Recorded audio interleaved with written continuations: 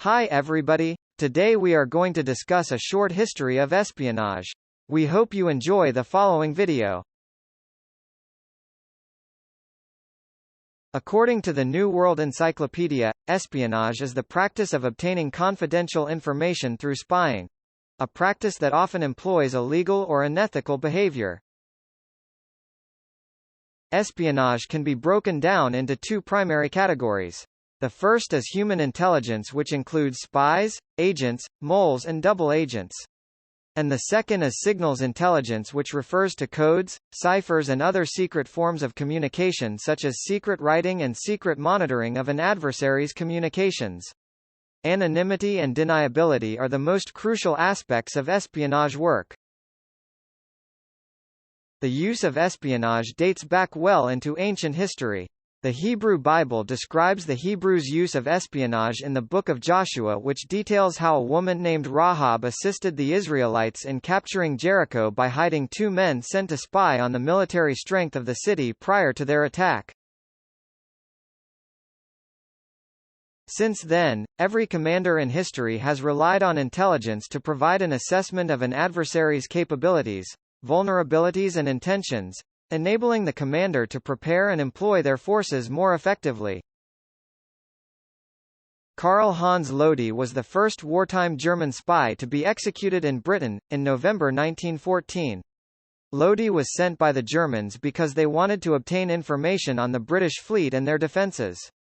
His only means of communication with his superiors in Germany was by telegram and letters.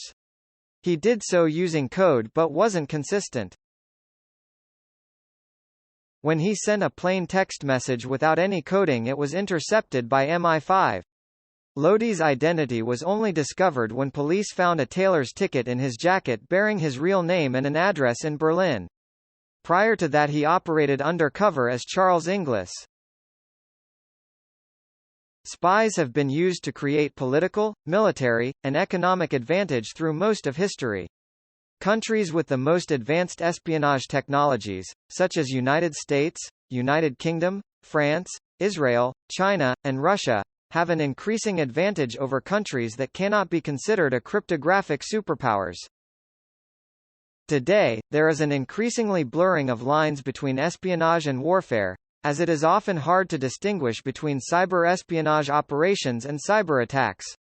The primary difference being that cyberwarfare attacks aim to disrupt activities of nation-states, whereas the goal of a cyber espionage attack is for the attacker to remain hidden in order for them to gather intelligence. Most common targets of cyber espionage include large corporations, government agencies, academic institutions or other organizations that possess valuable IP and technical data that can create a competitive advantage for another organization or government. Targeted campaigns can also be waged against individuals, such as prominent political leaders and government officials, business executives and even celebrities. Recently, Australia was the target of a Chinese threat group known as APT-40. Hackers set up a literal fake news website, populated with stolen content from the UK's BBC News and riddled with malware. Then they sent legitimate-sounding spear phishing emails.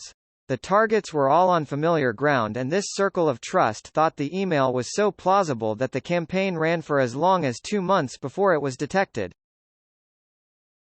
A company by the name of Proofpoint reported their threat intelligence investigations uncovered targeted phishing campaigns against the Kasawari gas field, and a Taiwanese wind farm. This led Proofpoint to infer that the aim of the campaign was to cyber spy on potential high-ranking players and media outlets as to their thoughts and reactions to China's allegedly expansionist plans in the South China Sea. The sea is an area that has always been widely regarded as international waters by Western powers, and especially the US. However, China disagrees. China claims the region belongs to them, and should they successfully claim the region, it's likely to be used for China's purposes only. This would mean Australia would lose up to 90% of its fuel imports. Because we are a fuel-driven country, it's likely Australia would run dry of its reserves within 2 months. In a recent report written by the U.S. intelligence community titled Annual Threat Assessment, China was identified as the leading threat actor for cyber espionage operations. Russia was identified as the threat actor most likely to use cyber to shape other countries' decisions. For example, Ukraine's electrical grid was knocked offline by Russian hackers. They have also developed some of the world's most destructive malware. Iran was identified as another threat due to their growing willingness to take risks when it believes retaliation is justified. The balance of power in the spy world is shifting because espionage has become easier for authoritarian states like China, Iran, and Russia, and more difficult for democratic countries where the legitimacy of espionage operations is being questioned to a larger extent than ever before. This is due to citizens becoming more aware and increasingly protective of their privacy. And people should be concerned. Cyber attacks are neither victimless nor harmless and can lead to unwanted, disproportionate damage which can have serious negative consequences for individuals and for our societies at large. A data breach of any scale can put our sensitive information into the wrong hands. Obviously, we can't control situations such as cyber espionage, but data protection regardless of the circumstances is now everyone's responsibility. So, the next time you are asked for some personal information, consider if it is really necessary for you to provide it.